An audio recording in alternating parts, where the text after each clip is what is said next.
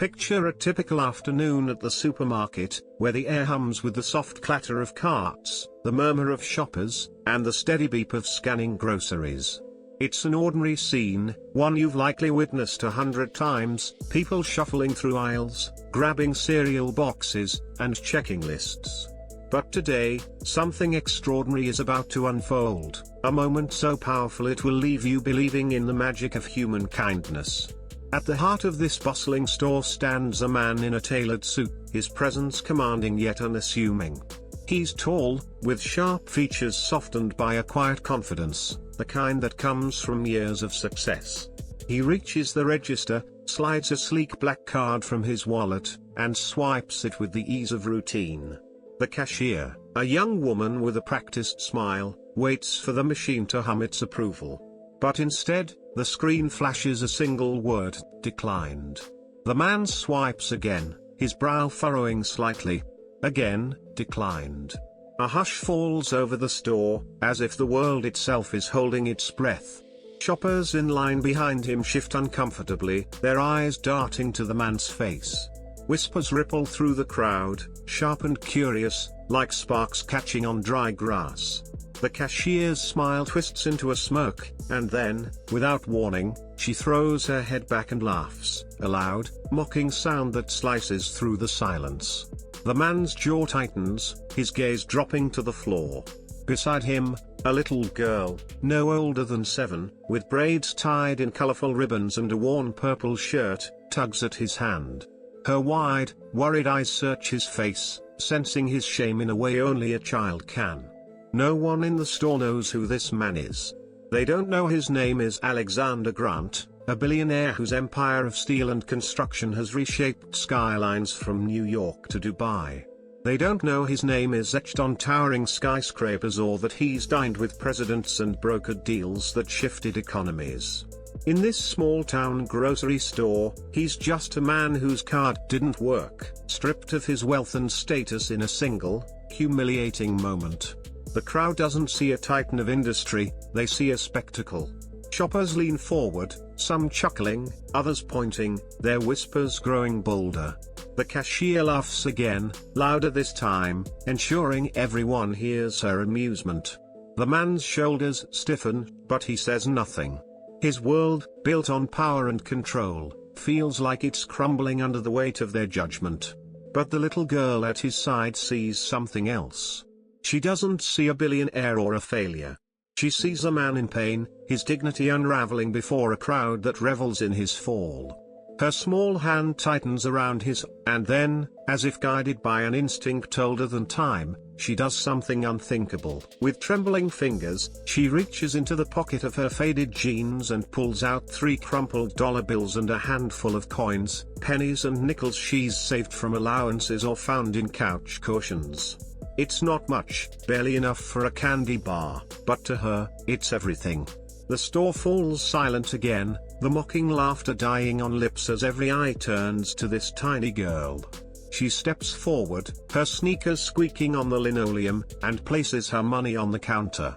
Her voice, soft but steady, cuts through the tension. "Please," she says to the cashier, "use this to help pay for his groceries." The man freezes, his breath catching in his throat. Alexander Grant, who has written checks larger than the annual salaries of entire towns, stands speechless. The cashier's grin falters, replaced by a flicker of guilt. The crowd, once eager to mock, grows still, their smirks fading into something heavier, shame, perhaps, or awe. This child, with nothing to her name, has just offered everything she has to a stranger, not because of who he is, but because of who she is.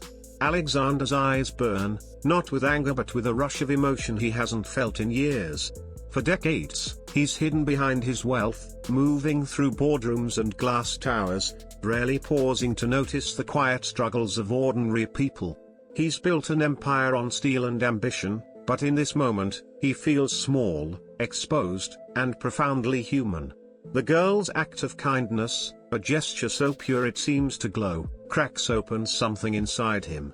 His heart, hardened by years of ruthless deals and calculated risks, softens under the weight of her compassion.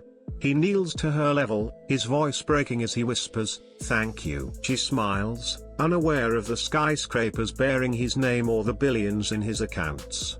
To her, he's just a man who needed help, and kindness demanded action. The groceries are bagged, the transaction completed, but the moment lingers, heavy with meaning. The store, once alive with ridicule, now hums with a different energy. Shoppers lower their heads, some embarrassed by their earlier laughter. The cashier fidgets, her bravado gone. And Alexander, who could buy the entire store 1,000 times over, realizes he's encountered something priceless. As they leave the supermarket, Alexander doesn't head to the limousine waiting in the parking lot. Instead, he walks the girl home, curious about the world she comes from. Her house is modest, with peeling paint and a sagging porch that creaks under their steps. Inside, her mother moves with quiet efficiency, folding laundry while stirring a pot on the stove.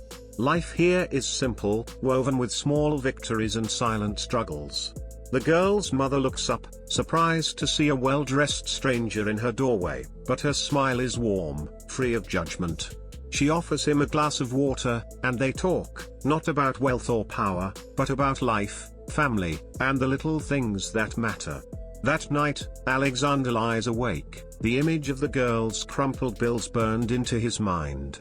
For years, he's measured success in dollars and deals, but now he sees wealth differently. True richness lies in giving when you have little, in seeing humanity where others see weakness, in the courage to act when others turn away. The next morning, Alexander makes a decision that will echo far beyond that small-town supermarket. Weeks later, headlines blaze across the country: billionaire Alexander Grant launches massive charity foundation. Grocery bills are paid anonymously in struggling towns. Homes are repaired, their walls painted fresh and porches rebuilt. Scholarships pour into the hands of children who never dreamed of college. But this isn't just about money. Alexander himself is there, walking the aisles of grocery stores, visiting families, listening to stories he once ignored. At the heart of it all is the girl in the purple shirt, whose 3 crumpled bills sparked a revolution in his soul. He ensures she and her family never want for anything again, but he doesn't parade her kindness as a trophy. He protects it, nurtures it, honors it by giving her a life filled with opportunity and love.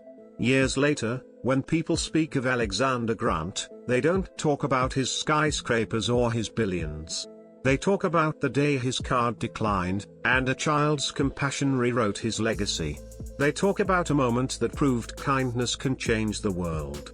This story isn't just a tale, it's a call to action.